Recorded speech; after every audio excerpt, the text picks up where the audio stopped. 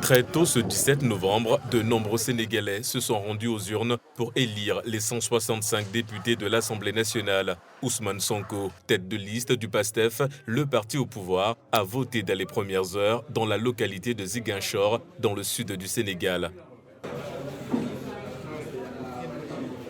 Dans la capitale sénégalaise, Abbas Fall, tête de liste du PASTEF dans le département de Dakar, a exprimé la nécessité de revoir les mécanismes électoraux, ce après avoir accompli son vote.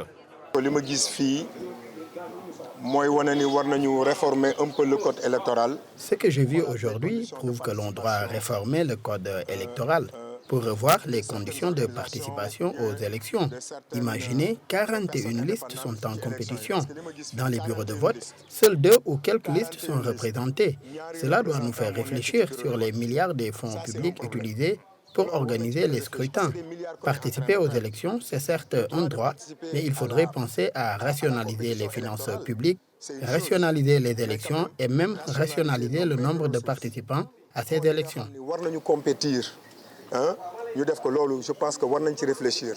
Du côté de l'opposition, Amadouba, tête de liste de la coalition Jam Ak Jaran, a appelé à des élections transparentes.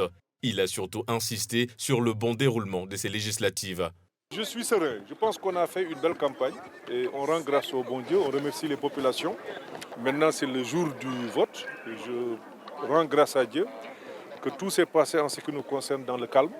Nous n'avons pas eu d'incident majeur. Je pense même que par moment, on a croisé des listes parallèles, mais on a communié.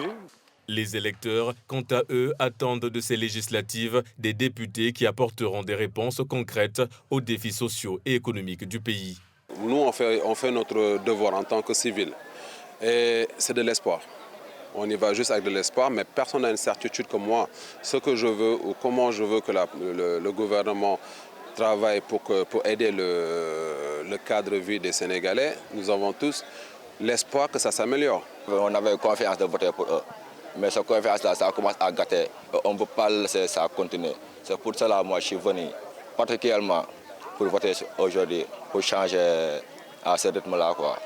La composition de la future Assemblée nationale sénégalaise revêt un enjeu capital. En effet, les nouvelles autorités du pays aspirent à une majorité absolue au sein de cette 15e législature pour mener à bien leur référentiel Sénégal 2050.